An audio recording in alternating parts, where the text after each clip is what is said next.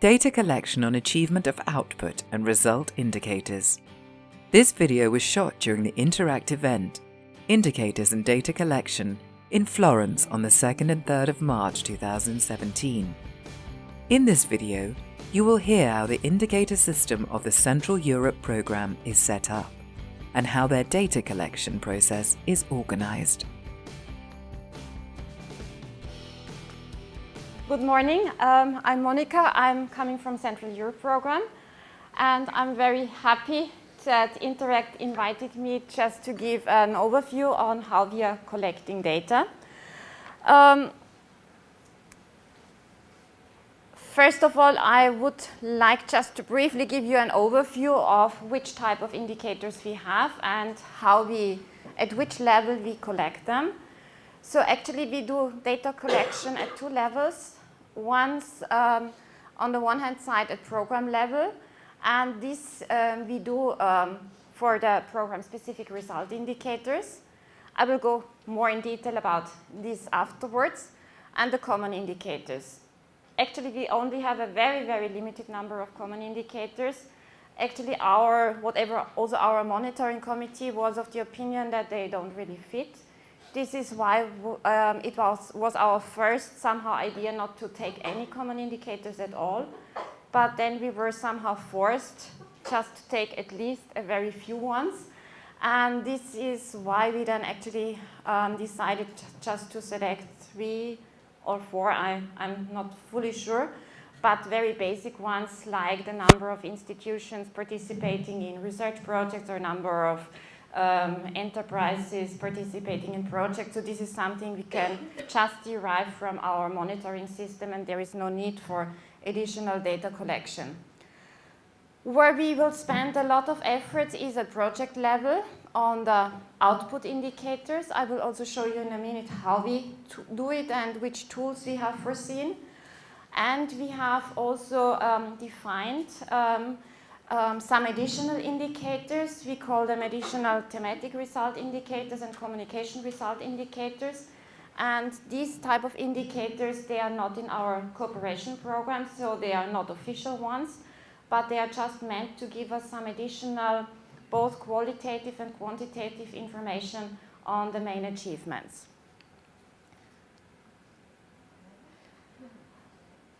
I will start first with the program-specific result indicators.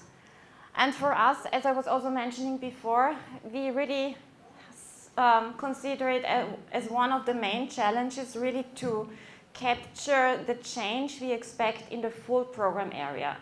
And this is also due to the fact that we have, I think, 76 or 77 regions covered in our program, that there is a huge variety or heterogeneity of the status of those regions. We have more advanced regions, less advanced regions. So it's really very difficult just to aggregate the change and bring everything together at program level. And this is why we finally chose result indicators which are linked to the changes of the capacities of the relevant actors in different thematic fields. So this means for each of the program-specific objectives. And we actually define capacity as a whole framework which covers policy-related aspects, economic frameworks, but also the institutional components of the respective target groups. And for each of the result indicators, therefore, we have broken them down into various components which are exactly defining the aspects where we can expect that we can contribute to a change, and which we will also then monitor and see how this will be developing. We will measure the change or the development of the result indicators by means of national by expert panels, which are composed of national experts, and they do it both on a qualitative and a quantitative basis. And this is actually then meant to serve as one of the important inputs also for the impact evaluation. Maybe more in detail how we do this data collection for the result indicators. we have set up 5 thematic expert panels which correspond to the topics we are dealing with. And in each of these expert panels, we have national experts from each member state. And these experts, they were not deliberately chosen, but they were nominated by our member states as the persons who can really express also a national view. And these focus groups are actually first asked by means of a questionnaire to appraise the national situation. And then, as a second step, we do a meeting, either a personal meeting or a Skype meeting, or these national experts, they exchange their views and aggregate the national views to a transnational level. This exercise we did already for establishing the baseline, and we will repeat this in each 2 or 3 years. So this means we will do it next year, then in 2020, and at the very end. So this means by following this approach, we will see also the trend, how it will develop. They are actually also assessing the state or appraising the situation on a scale from 1 to 5.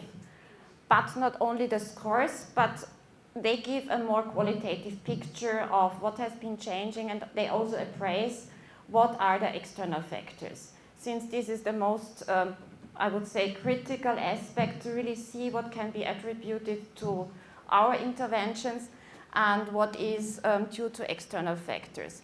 And for their appraisal, of course, we will provide all the necessary information, like the information on the outputs which have been achieved, the deliverables, and also additional information, final reports for projects which have already finished, and so on. So this is actually the efforts we do at program level for the result indicators. And for the program output indicators, we have developed a typology of outputs, which are the most, I would say, representative types of outputs which we see in our projects.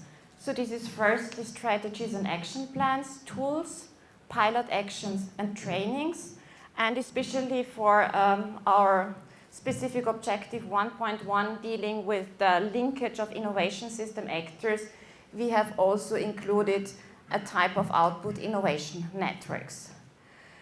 So this is a very general structure, of course, but we have then also tailored it for each of the specific objectives.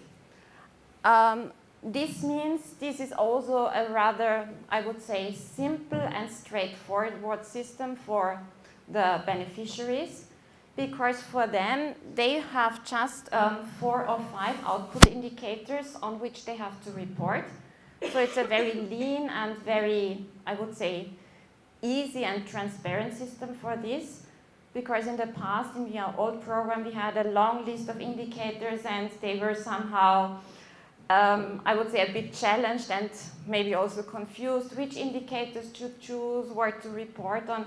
And so this was also our attempt to simplify it now in this period.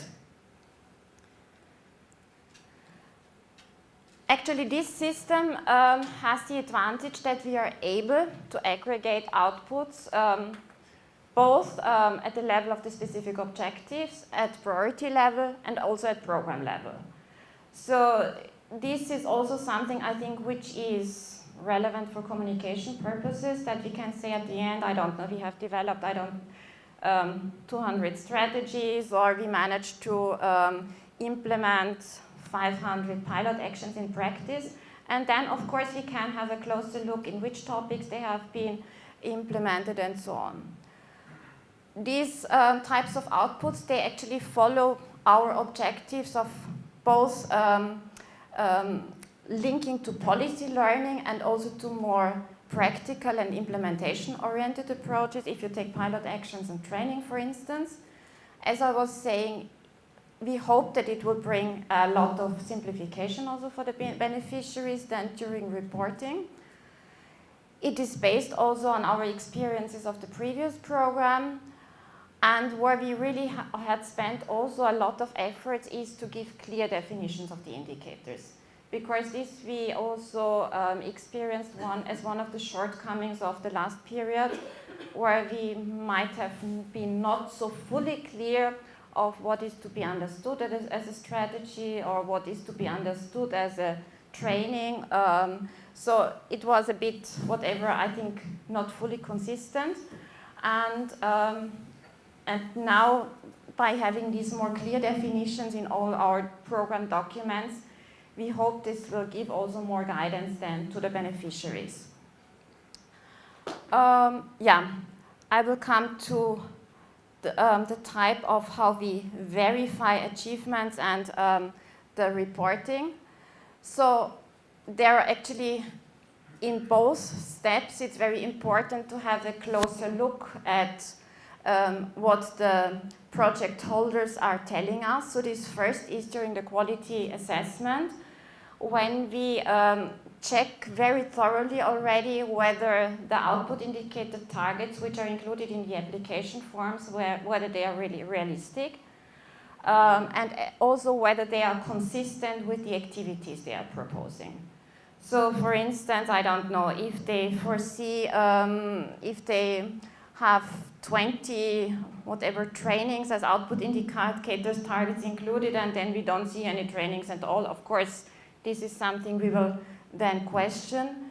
And also, in case projects are nevertheless good, we will keep a close eye also during the contracting phase to get this indicator system right from the very beginning, so that they have a good basis then for implementing. And during the monitoring, we are also, of course, doing very detailed checks on whether the reported output indicator values, again, whether they are consistent and realistic. And we have, in this respect, also a close look to each of the deliverables which they are providing. For instance, if they have developed an action plan, of course, we have a look at the document, whether this is really an action plan, whether this really qualifies as an action plan with, for example, giving the whatever various steps, the timeline of the actions to be implemented, also the financial means. So we have some internal, also a joint internal understanding what is really to be understood under these types of outputs. For the reporting of the outputs, we have developed templates for output fact sheets, which are also tailored to each output type. And these output fact sheets, they are meant to give a rather brief summary of the outputs. They are complementary to the respective deliverable. For instance, if there is a deliverable which is really the document of the strategy as such, we ask them to fill in addition to this, an output fact sheet. And this will be actually the basis for our later output library. And I put also as a question mark, I think it might be also interesting, maybe just to, in future, to link it to KEEP, to have everything in one place. These output fact sheets, as I was mentioning before, they should give a summary description. They should also show the geographical dimension. So this is something where we would also link, I would like to link to both KEEP and also our internal database, also the geographic dimension. And it is expected to actually to create this link from the output to the future or to the results. So to show this logical chain, which we were hearing a lot yesterday about. And this is why in this fact sheet we ask the projects to give more information, not only on the output as such, but also on the results and the future impact and on the sustainability and the further rollout. So this is actually our tool, how we try also to go the step from the output then to the results. And also to include reference to whatever deliverables, web links, etc. So this means if somebody is interested in an output, you can find all the condensed information in this whatever 2 pages or 3 pages document without reading the whole report.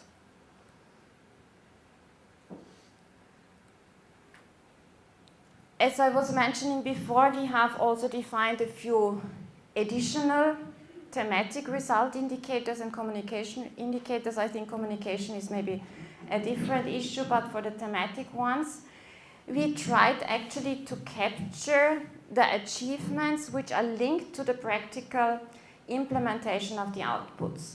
This means in this type of indicators, we would like to show, or we would like to collect also the information, not only on the outputs, but what is happening with the outputs. So this means, for instance, we will collect the number of institutions adopting these strategies which have been developed, or the institutions applying the tools or services which have been developed. And we go also one step further when we ask also projects amount of funds which they manage to leverage, either already during project duration. But in this indicator and also in the next one on the jobs created based on project achievements, we asked them already to give a realistic forecast on the next 5 years. Because, you know, as leverage of funds, it takes some time, and also job creation takes some time. We give them also the chance to express what they expect to happen with the results in a time frame of the next 5 years. But still, this should not be fantasy figures.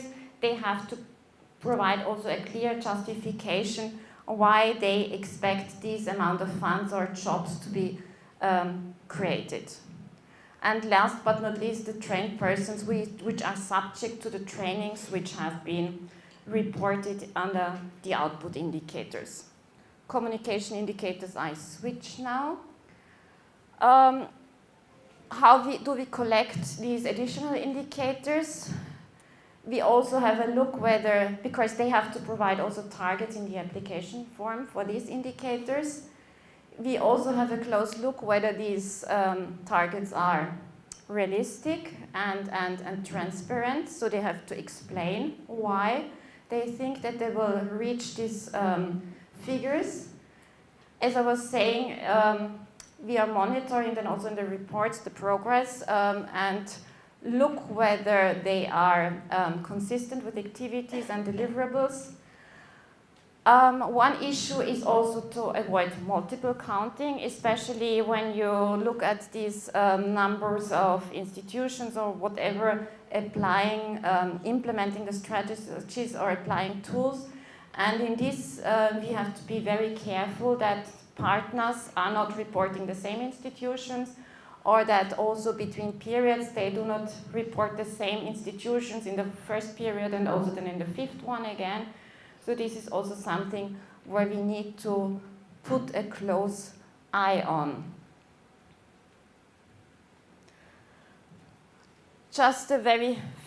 This was all our data collection in a nutshell. We have also developed some more comprehensive documents on this, so if you're interested, I can also share with you.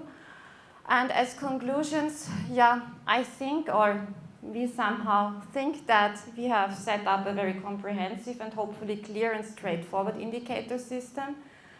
But of course, experience then will show how it works in practice. Since our first call approved projects, they have just delivered the first progress report, so we are starting monitoring right now. And also we will see what our operational evaluation will say. So we have just the first report of the operational evaluation on our table, and this will go until 2018. We will hopefully get more insights, and I'm also happy to share how it will be further developing. And in case you have any questions, please feel free to ask. If you'd like to see more details about the evaluation of Interreg programs and projects, please check out the different models Interreg produced. In each of the models, you will find various materials such as videos, guidance papers, Q&A documents, links, and other details.